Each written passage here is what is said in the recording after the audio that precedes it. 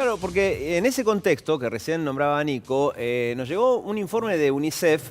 UNICEF es la Agencia de Naciones Unidas que se encarga de los niños y adolescentes en todo el mundo. Pero este informe habla de la Argentina, ¿sí? Le preguntaron a adultos qué opina acerca del maltrato infantil y con mucha lógica el 96,3% cree que los niños no deben ser maltratados. Ahora, cuando le preguntaron a esas mismas personas si de vez en cuando le pegan un sopapo al nene, 40,5% dijo sí, lo hacemos. Y nos llamó mucho la atención este dato. También queremos saber dónde estamos ubicados en los que a veces ocurre con un efecto péndulo, ¿no? Si es que realmente estamos en un efecto péndulo de algo que antes estaba socialmente permitido y bien visto, ahora de golpe nos fuimos al otro extremo. Bueno, hay gente que se encarga de cuidar a los niños y conocer más acerca de estos temas. Es por eso que hemos invitado a una de estas personas. Se llama Rosana Gotti. Gracias por estar con nosotros. Gracias. Sos coordinadora de abogacía de Aldeas Infantiles SOS Argentina. Me decías que esto de abogacía es una traducción un tanto forzada que viene del inglés, ¿no? Sí, en realidad es advocacy el término que define, digamos, el puesto que yo ocupo en la organización, pero claramente está enfocada a cuidar a los niños en nuestra organización, como bien decías. Pues abogacía, si es derecho, me sonaba abogado, no va por esa cuestión.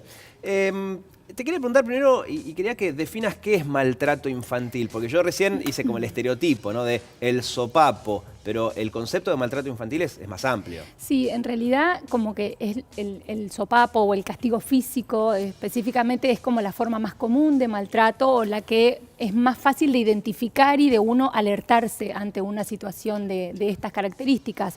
Lo cierto es que el maltrato es cualquier acto cometido por cualquier persona sobre un niño que afecte su integridad, ¿no? Y ahí estamos hablando de lo que es el maltrato emocional, lo que son descalificaciones, gritos, insultos, el maltrato físico, que como bien lo mencionabas vos recién, la negligencia también, que son formas que muchas veces no se identifican, digo, dejar a un niño pequeño muchas horas al día en su casa o quedar expuesto a accidentes domésticos, digo, hay una cuestión que tiene que ver con la negligencia y la falta de cuidado hacia los niños, que es una forma de maltrato también. ¿Y se le está prestando más atención ahora a ese tipo de cuestiones que hace 20 o 30 años?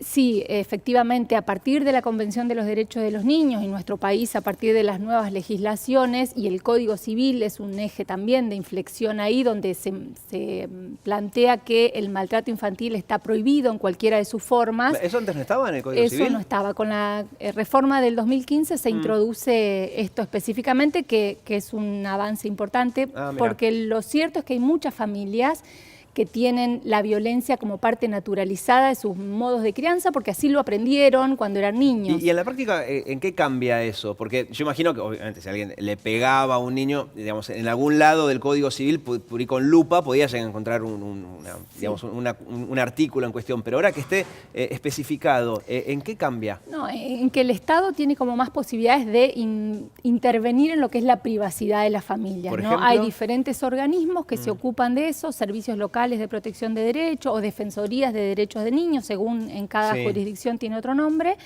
que son equipos especializados que ante una presunción de maltrato infantil pueden hacer denuncias en esos organismos o en esos espacios, y esos equipos interdisciplinarios van a evaluar y van a constatar o llegar a un abordaje de que si efectivamente hay una situación de maltrato y tomar las medidas que haya que tomar para resguardar a ese niño. Claro, porque antes no se podía, ¿no? Como pasaba dentro de las paredes, era algo que no se podía denunciar. Sí. O si un vecino escuchaba algo, veía algo, o una maestra o un pediatra, era más difícil.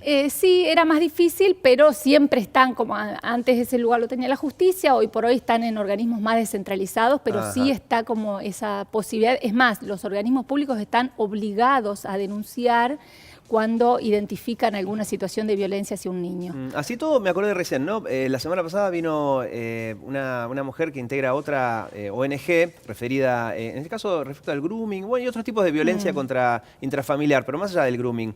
Contaba que en la Cámara de Diputados ya fue aprobado, es decir, tiene media sanción, un proyecto para que las denuncias no necesariamente tengan que ser de una persona, sino que pueden ser de oficio. Dio el ejemplo siguiente, ¿no? Si un vecino escucha gritos, llantos o algo que está pasando dentro de una casa, hoy no puede hacer la denuncia el vecino, porque por lo general le puede avisar a la policía, por decir, la policía toca timbre, atiende el mismo golpeador y dice, no, acá no pasó nada. Y la acción penal se termina ahí. Sí, en realidad no escuché a la persona que estás mencionando, no, pero el proyecto fue aprobado en diputados, falta Senado todavía, es una modificación del artículo 72 del Código Penal que lo que establece es que el delito de abuso sexual infantil concretamente pasa a ser un delito de instancia pública. Exacto. Es decir, que ante una denuncia, antes, o hasta ahora, mejor dicho, la persona involucrada o el adulto responsable del niño, en este caso, tenía que ir a ratificar la denuncia. Y por lo general son los mismos que realizan el abuso sexual. O sea, no siempre, no por lo general, pero en alto el porcentaje. Sí. Claro. Y volviendo a la violencia, ¿no? Como concepto general, lógicamente todos... sentido común nada más, estamos en contra de la violencia extrema contra niños, eso es, digamos, es una novedad gigante como una montaña. Ahora, calculo que debe haber todavía una cierta polémica respecto a el sopapo preventivo, ¿no? O el coscorrón dado a tiempo que previene cosas aún peores que puedan venir después. ¿Cuál es la posición de los especialistas o tuya en este caso? Sí, nosotros la palabra es como el mecanismo y la mejor forma de acercarse. El límite, pero el límite a partir de la palabra, a partir de dialogar. Digo, hay que desandar... Si no te hace caso, se está preguntando la mamá que en este momento nos está mirando. Hay que desandar un camino, hay que aprender a que también los adultos podemos trabajar nuestro enojo ante un desborde de un niño y nuestras propias limitaciones para poder acompañar a ese niño en este proceso de enojo o en este proceso donde él quiere claramente manifestar que no está de acuerdo con alguna situación. ¿Y premio y castigo? Mira, cada sanción tiene que realizarse en función de aquello que se quiere sancionar. A veces en el enojo de los adultos se sobredimensionan las sanciones que después el propio adulto no puede sostener. Entonces creo que hay que llegar a un punto donde el adulto tiene que encontrar la tranquilidad en ese momento de crisis que es del niño, para no también entrar en un proceso de crisis y desbordarse en cuanto al mejor acompañamiento para esa situación y el aprendizaje, que es en definitiva es difícil. Lo que uno quiere. Por eso esta encuesta de UNICEF es bastante clara, ¿no? Que dice el 96,3% de los adultos dicen no al maltrato infantil y a lo mismo le preguntan, pero ¿maltrataste a tu hijo o a un niño, capaz que un sobrino, etcétera? Y el 40,5% dijo sí. Y quizás el otro 60% dijo, mejor no digo que sí, pero por dentro dice, y me parece que la verdad que es un tema que preocupa. Hoy por hoy la violencia infantil es la causa número 1 de pérdida del cuidado familiar. En nuestro país hay más de 9.000 niños y siendo como auspicioso con las estadísticas que no son siempre acertadas en nuestro país, que han perdido el cuidado de sus familias por la violencia justamente. Entonces nos tiene que llevar a reflexionar acerca de esto. Y con esto ya redondeando, pero vuelvo al mismo punto, ¿no? De estos 9.000 chicos, una cifra aproximada, nos rompe el corazón, lógicamente es algo terrible que sufran un maltrato, ¿no? de una violencia, por eso llamarlo de alguna manera, extrema. Digamos, insisto en el punto, eso es indiscutible, es una locura que eso pase.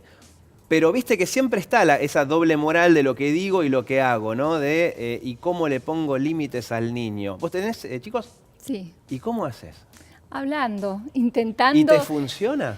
Y me debo equivocar más de una vez seguramente. Igual, nada, creo que lo importante acá es entender que la autoridad como adulto se construye, que los límites son necesarios y es una de las funciones protectoras fundamentales que tienen los adultos para con los niños. También, ¿no? Eso es cierto. Porque a eso me refería con el efecto péndulo a veces, ¿no? Que pasamos de un extremo, del coscorrón permitido socialmente, a que los chicos hagan lo que quieran. Ese extremo también es malo. Ustedes por dicen, supuesto, porque los límites son necesarios, son saludables y es una manera de protegerlos a los niños. Entonces hay que aprender a construir esos límites y acompañarlos en este proceso de crecimiento. Clarísimo. Gracias, Rosana. No, a ustedes, muy amable.